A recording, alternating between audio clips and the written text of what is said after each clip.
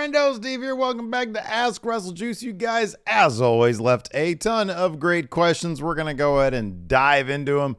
First up, from Straight Edge Wolverine. SXE, I think that's Straight Edge. Anyway, Straight Edge Wolverine says, if you could pick anyone from any company, from current wrestling to be the devil, who would it be? So we're opening the door to WWE, New Japan, Action Coast Wrestling, which, by the way, has a show on December 2nd. It's called The Resurgence. If you're in the Pacheco, California area, Northern California, come check it out. Anybody to be the devil, who would it be? If I could choose anybody at all, it would be somebody. No, you know what? It would be this. Honestly, this is my choice because it would make the most sense from a storyline perspective. And the reveal wouldn't happen for a while, but it would be Adam Cole. From a storyline perspective, if Adam Cole is playing psychological games with MJF, and then it's revealed that he's the guy after MJF had trusted him and sort of looked up to him as this, pillar of humanity, as somebody to model his own behavior after, and then it turns out that he was the devil, that would be the best. Somebody else here has a different question, sort of similar to it. I'm see if I can find who did it. But the question here is, Diehard Homer says, not including Jack Perry, who'd be the biggest disappointment as the devil mask revealed? No disrespect to this individual, but the worst reveal would be David Finlay, the current leader of Bullet Club. I kind of could see AEW doing that. Like, it's revealed and the crowd is just underwhelmed because, let's face it, the longer you do something like this, the longer you put it off, the more teases you give it, it's got to be a bigger name the longer you put it off. So my expectation isn't that it's going to be David Finlay, but I would not be shocked or surprised if it was David Finlay. My expectation is actually that it's going to be somehow Adam Cole. That's my expectation, I think. Otherwise, oh man, I don't know. Like, nobody else really makes a ton of sense. Like, you could try to do something like a freshly heel Ethan Page, who's just like in Ring of Honor right now doing nothing. But if you wanted to rebrand him, or like a Scorpio Sky, somebody who hasn't really been used to the degree that they should be used, you could do, I don't know, a heel turn situation like for Darby Allin. That'd be terrible. Honestly, like, Adam Cole kind of needs to be the guy. The only other option, of course, is CM Punk. It ain't going to be him. I just don't see that happening. But CM Punk would make a lot of sense as well. Otherwise,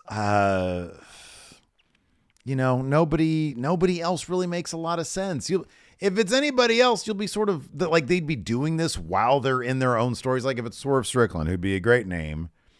But like, he's already involved in his own story right now, doing his own thing. He's got no problem on camera, like threatening Hangman Page's kid. So Swerve doesn't even make sense. If there was like a heel turn, like if it was Hangman Adam Page, but he's currently in something.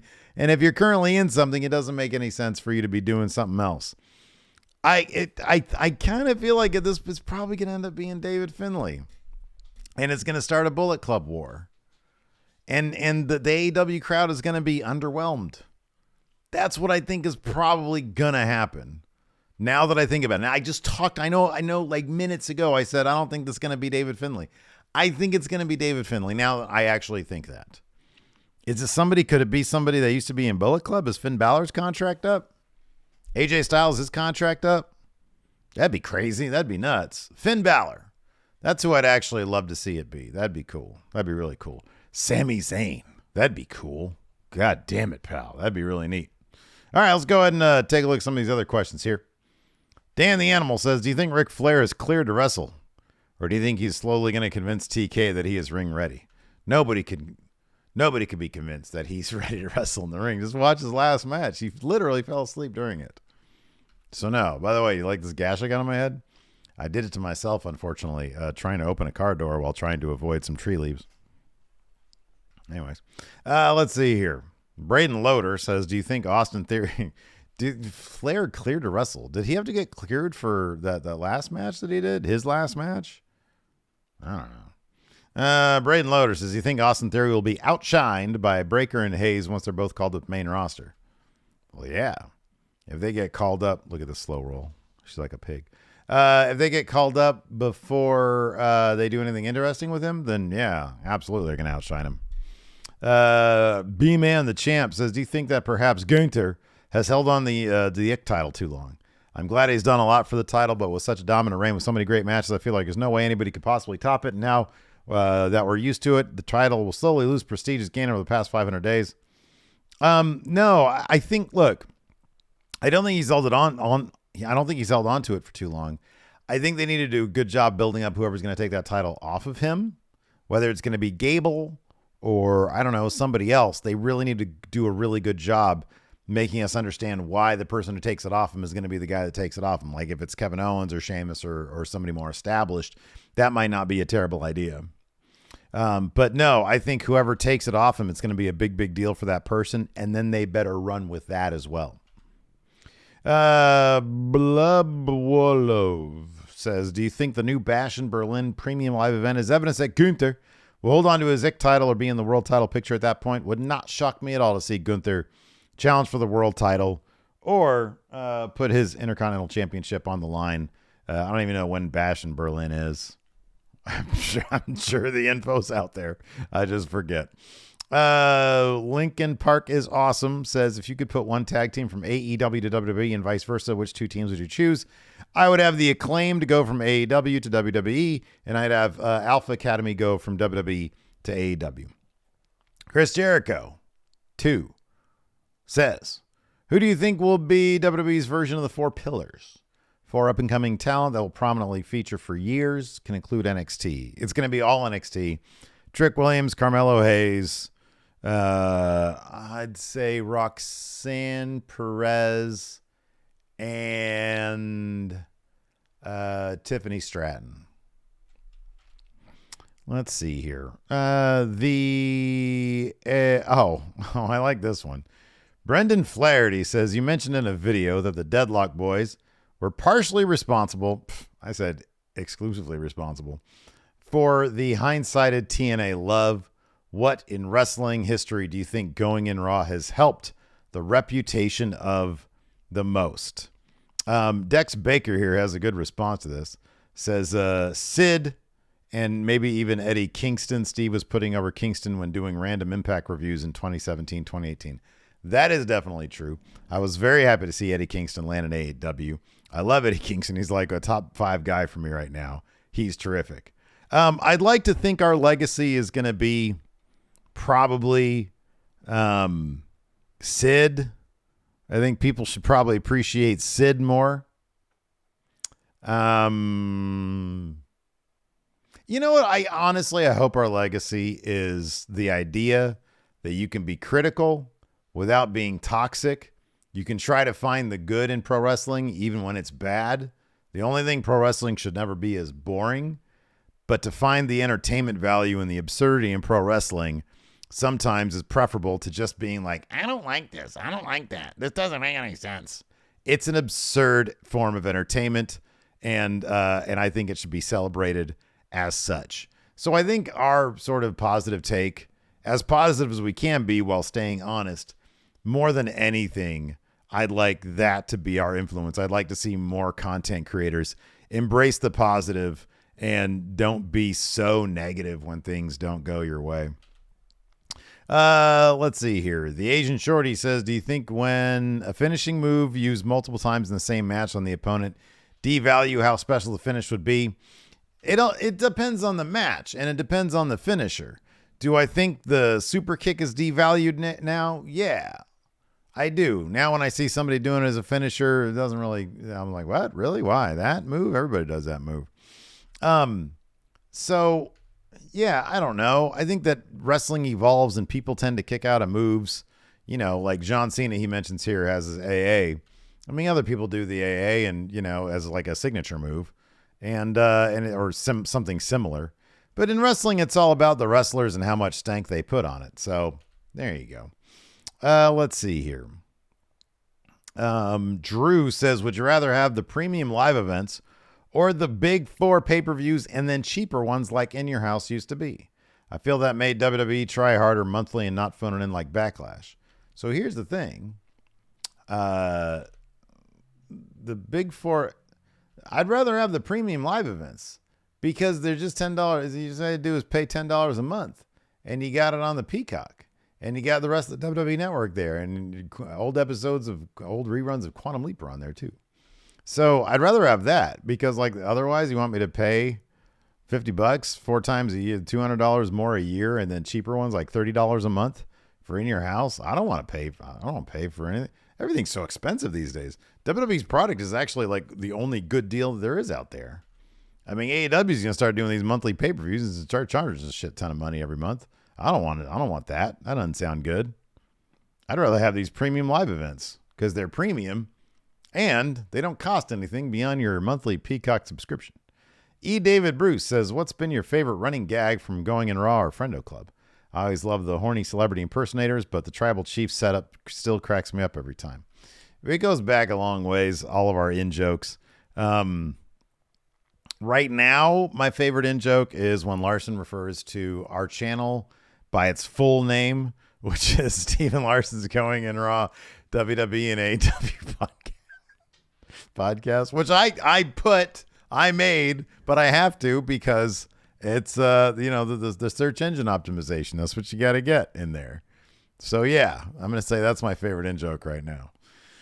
Tyler says, I'm going to my first AEW show on November 1st. It's their first time in Louisville. It's been a while since I've been to a non-WWE event. Are there any difference in the experience that I should be ready for? You should be ready for far less people. Sorry. You should be ready for it's like a single classroom amount of people there.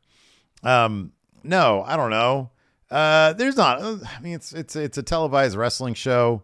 They have their commercial breaks and stuff like that. Not a lot of difference there. I mean, they film like the Rampage or stuff afterwards or whatever else. The Ring of Honor, maybe sometimes they film that. I don't know. But no, I don't know. It's by and large like the same kind of thing. I went to an AEW show this year and I went to WWE show this year. It's all the same deal. Let's see here. Dr. Howie says, when Cody finishes the story, how long should his title reign be and who takes it off him? That's a really good question. Jeez, I don't know. Like, obviously, do you do a bunch of short title reigns? He finishes his story. I feel like it's going to be underwhelming, to be honest with you. Roman is so damn good as champion. I love Roman as champion. I think the bloodline shit is wildly entertaining. Him being so exacerbated over Jimmy Uso makes me laugh to no end. So I'm going to say his title reign should be 9 months. Length of a pregnancy. I'm going to say 9 months. As Alpha Academy get the win over Otis here. Wow. Good for them. Are they up on Raw now, or is that like a real thing? Sorry, I'm doing a Raw watch along while I'm doing this. Let's see here. Minnie Jasper Jr. says, thoughts on the PWI Women's 250. PWI Women's 250. Let's take a look. Here we go. I didn't really give it much of a gander. I know that Rhea Ripley's on the cover of this thing. Here we go. Full list revealed.